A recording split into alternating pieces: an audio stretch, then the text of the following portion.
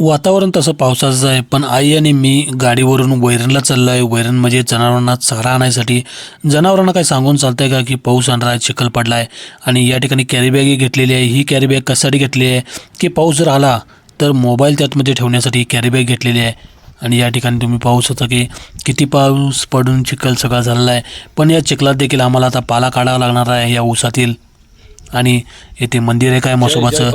प्रत्येक गावात किंवा शेतामध्ये म्हसोबाचं एक मंदिर असते. मोठी शेतं असते त्यामध्ये एक म्हसोबाचं मंदिर असते. शिवाय म्हसोबाचा नाग देखील असतो असं म्हटलं जाते. आणि या ठिकाणी आता मी चाललो वैरण काढायला आणि कॅरी बॅग देखील जवळ घेतली आहे, कारण की जर पाऊस आलाच तर त्यात ठेवायला बरं. आत्ता एक वैरणचा भारा टाकून आलो घराकडं आणि दुसरा हा वैरणचा भारा आहे. हा पुन्हा घराकडे न्यायचा आहे. मोबाईलचं कवर काढलेलं आहे. पावसात हेच कवर उपयोगाला येते, बाकी कुठलं कवर उपयोगाला येत नाही. एकदा कॅरी बॅगमध्ये घातलं की झालं. झाडावर एक चिमणी कशी गाठून बसल्या तुम्हाला दाखवतो मी. पाऊस आला आहे त्यामुळं चिमणी एकदम गाठून बसल्या. आता मोबाईलमध्ये तुम्हाला चिमणी फक्त नुसता बसलेली दिसेल, पण मला प्रत्यक्ष डोळ्याने पूर्ण अशी गाठून अशी अंग खिळवून बसलेली दिसली होती. आणि कॅमेरा थोडासा जवळ न्यायचा प्रयत्न केल्यावर थोडीशी मग ती उडाली देखील, अंग झटकून उडाली बघा. आणि पावसात ती या ठिकाणी दुसरीकडे निघून गेली, कारण की पाऊस देखील बारीक बारीक आहे. आणि आपल्या आई देखील आता वैरण घेऊन आलेली आहे या ठिकाणी. आणि वैरण घेऊन येताना आईनं हातातनं काय आणलेले आहे तर शेवग्याचा पाला आणलेला आहे. शेवग्याचा पाला कशासाठी तर शेवग्याची भाजी करायसाठी. एक वेळची भाजीचा प्रश्न मिटतो आहे, त्यामुळे शेवग्याची भाजी, शेवग्याला हिंदीमध्ये मोरिंगा म्हटलं जाते आणि इंग्लिशमध्ये ड्रमस्टिक म्हटलं जाते. तर याची भाजी खूप पौष्टिक असते, म्हणून आईनं ही भाजी करायसाठी हे शेवग्याची पानं आणलेली आहेत. आणि आता हा जनावरांसाठी चारा आणि हे घेऊन भाजी घेऊन मी आता घराकडे जाण्याचा प्रयत्न करणार आहे. आणि नदीवर काय घडतं आहे हे तुम्हाला मी दाखवतो. नदीवर कशा प्रकारे मासे पकडल्यात लोक, एका वेगळ्याच पद्धतीनं मासे पकडल्यात. तर त्याच्या आधी सांगलीमध्ये मी गेलो असता मला येताना कामावरून पापाची परी, हे बघा परी, एक वडील मुलीला काय म्हणतोय परी, परी असं नाव त्यानं गाडलं दिलं आहे. आता कृष्णाकाठच्या लहान बंधाऱ्यावर जात आहे मी. लहान बंधाऱ्यावर मासे पकडतायत लोक. आणि कशी पकडतायत, कारण की हे मासे वेगळे आहेत. हे मासे चढणीचे मासे आहेत आणि चढणीचे माशाचे ढीगच ढीग वरून जात असतात आणि वर म्हणजे प्रवाहाच्या उलट्या दिशेला जात असतात. आणि त्याच्यामध्ये जी लोक आहेत, जी मच्छीमार, ते लोक काय करतात, फक्त नुसता गळ फिरवतात, मोकळा गळ नुसता आडवा फिरवतात आणि माशाला कुठेही गळ तो लागतो त्याच्या अंगाला, म्हणजे कुठेही लागू शकतो त्याला, शरीरात कुठेही घुसू शकतो. या ठिकाणी पाण्याची पातळी बघा 14 फुटाच्या देखील वर आसपासच आहे. म्हणजे 15 फूट आपली झालं की धरण बुडते. आणि एक वेळ असं होतं की धरणात काहीच पाणी नव्हतं. याच्या आधी तुम्ही भाग बघितला असाल. आणि आता तर पाणी तुडुंब भरून आणि पूर्ण धरणाला घासून घासून वाहा लागले. दिग्रजच्या कृष्णाकाठचं छोटं धरण आहे. आणि पाण्याकडे पाहिलं असता, पाण्यावरून कॅमेरा नेल्यावर कसं वाटतं बघा, असं वाटतं की पाण्यामध्ये आपण पडायला लागलो आहे, अशा प्रकारे भास निर्माण होतो. पूर्णपणे सर्व जे धरणाचे दरवाजे आहेत या सर्व दरवाजांना पाणी घासून वाहत आहे आणि पुन्हा पलीकडून पाणी खळखळून इकडून बाजूने निघत आहे. आणि याच्यातच चढणीचे मासे हे उलट्या दिशेने प्रवास करत असतात. पाणी खाली वाहा लागले मग मासे उलट्या दिशेने प्रवास करून वर जात असतात. आणि हे चढणीचे मासे आता पकडण्यासाठी लोक इथं साईडला गोळा झाले आहेत. तर पाहूया की ते कशा प्रकारे मासे पकडल्यात. इथे गोळा झाले आहेत आणि गळ घेऊन नुसता पाण्यातून फिरवा लागलेत. तर कशा प्रकारे फिरवाल्यात हे आपण जाऊन बघणारच आहे. हे पहा, तुम्हाला दिसेल इथे या ठिकाणी लोक थांबले आहेत आणि बसलेले आहेत. तर हे पाण्यामध्ये उभारले आहेत आणि नुसताच गळ फिरवालेत. काठीला नुसताच गळ लावलेला आहे मासे पकडण्याचा आणि नुसताच फिरवा लागलेत. आणि त्याच्यासोबत माशाला कुठे ना कुठे तर तो बसतोच, कारण माशाचे ढीगच्या ढीग, थवेच्या थवे, झुंडच्या झुंड या दिग्रजच्या कृष्णाकिनाऱ्यावरून चढणीचे मासे हे वर जात असतात. त्यामुळे पाण्याच्या प्रवाहामध्ये हे बघा तुम्हाला दिसेल इथे आता यांना एक मासा लागलेला आहे बघा. इथे समोर जी 2 व्हाईट पांढऱ्या शर्टची बसले आहेत बघा, 2 जण उभारलेत. मासा पडला, मासा चुकून हातात धरलेला आहे त्यांना आणि मासा चुकून पाण्यामध्ये पडलेला आहे. पडलेला मासा निघून गेलेला आहे. हे पहा, अशा प्रकारे गळ नुसता घेऊन मासे हे बघा इथे फिरवायचे बघा. नुसता गळ पाण्यामध्ये फिरवायचा, कसाही असून ते नुसता गळ फिरवायचा, मासा त्याला लागतोच. कारण की चढणीचे मासे भरपूर आलेले असतात आणि कधी कधी तर एकदम मोठे मोठे मासे देखील लागतात.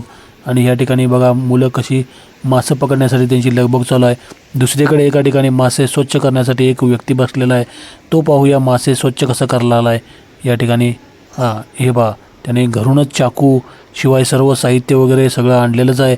की इथूनच मासे स्वच्छ करायचे, कारण नदीचं पाणी भरपूर असते घरामध्ये वास येण्यासाठी किंवा वास येतो आहे माशांचा, त्यापेक्षा इथंच स्वच्छ करायचं आणि मासे त्याने पूर्णपणे तोडून स्वच्छ करून ठेवले आहेत. या ठिकाणी मी पाहिलं की त्याने मासे पूर्णपणे स्वच्छ करायचं अजून त्याचं काम चालू आहे आणि एक जण पूर्णपणे आतमध्ये देखील बसलेला आहे आणि या ठिकाणी दगड आहेत, या दगडावरून पाणी खळखळून वाहत आहे आणि मासे देखील आहेत भरपूर.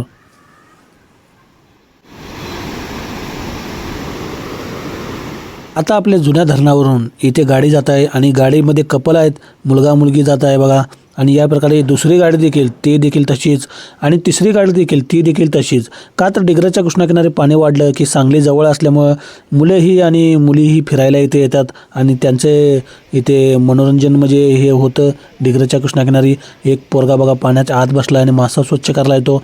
हा देखील बहुतेक मासा स्वच्छ करून घरी घेऊन जाणार आहे म्हणून तो आत बसलेला आहे. आणि एक तर व्यक्ती किती आत बसला आहे बघा, काहीतरी टाकून काहीतरी खेळत बसला आहे, काय करलाय कोणा ठाऊक तर, पण मासे तर पकडताय हे तर नक्कीच. आणि या ठिकाणी ह्या माणसाचं मासे स्वच्छ करायचं काम चालू आहे आणि त्या मागं कुत्रं देखील एक बसलेलं आहे की मासे स्वच्छ करून गेल्यानंतर हे जे पार्ट असतील ते कुत्रे मात्र तिथं घेणार, त्यामुळे हे पार्ट स्वच्छ करायचं चालू आहे बघा. याच्या माशाचं एक पार्ट पडला आणि पडलेला पार्ट पुन्हा त्याला सापडला आणि जे पिशवीत बघूया आता हे माशाचे अंडी वगैरे आहेत, ही नंतर कुत्रं तिथं येऊन खाणार.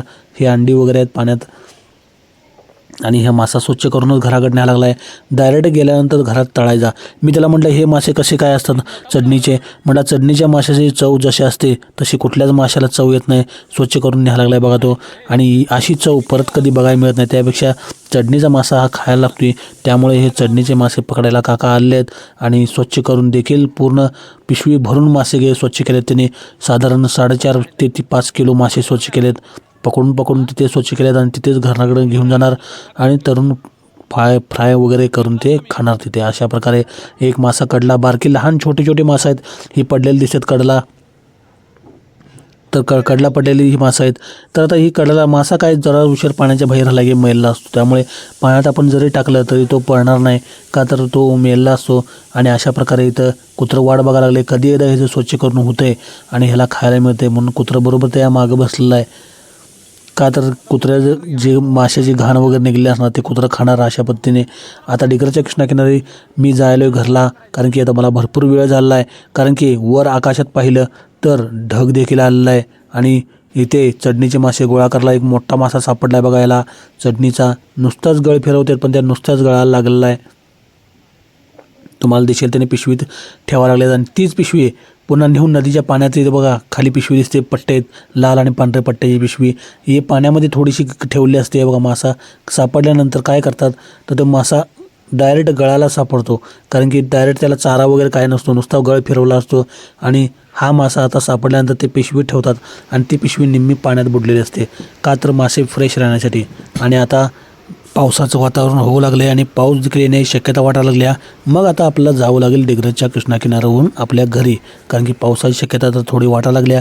म्हणून आता मी ब्लॉग बंद करायचा विचार केला पण पुन्हा ब्लॉग चालू केला, कारण की या ठिकाणी मासे हे जे पकडत आहेत या ठिकाणी पावसाचं वातावरण देखील झालं आहे आणि पावसाचे थेंब पडलेत बघा माझ्या पायावर, तुम्हाला दिसेल पाऊस देखील आला आहे.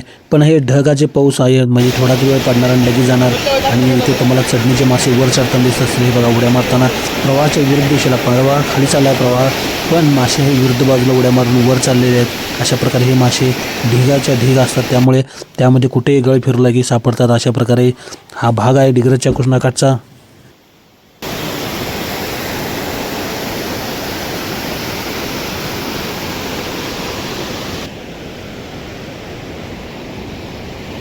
जाता जाता आता या व्यक्तीकडे पाहिलं की गळ कसा आणला आणि गळाला मासा कसा लागला आहे तर स्टीलचा मासा आहे. हा स्टीलचा मासा म्हणजे दुसऱ्या माशांना हे मासा आकर्षित करतो स्टीलचा मासा, आणि मासा गळाच्या जवळ येऊन सापडतात. अशा प्रकारे हे स्टीलच्या माशाचं फसवण्यासाठी माशाला केलेलं हे आहे, म्हणजे एक सापळा आहे, मासाबरोबर त्याला येऊन आकर्षित होतो आहे आणि सापडतो आहे. अशा प्रकारे हे भाग पाहिला आपण. आणि डिग्रजच्या कृष्णाकिनारी वेगवेगळे भाग येत असतात, तर तुम्ही पाहत चला आणि खुश राहा, सुरक्षित राहा. डिग्रजचा कृष्णाकाठ तुमच्या मित्रांना देखील शेअर करा आणि वेगवेगळे भाग कंटिन्यू येत असतात, सर्वच भाग पहा. याच्या आधी पंचकल्यांचे भाग आहेत, शिवाय निरंकारी सण समागमचे भाग आहेत. चला खुश राहा.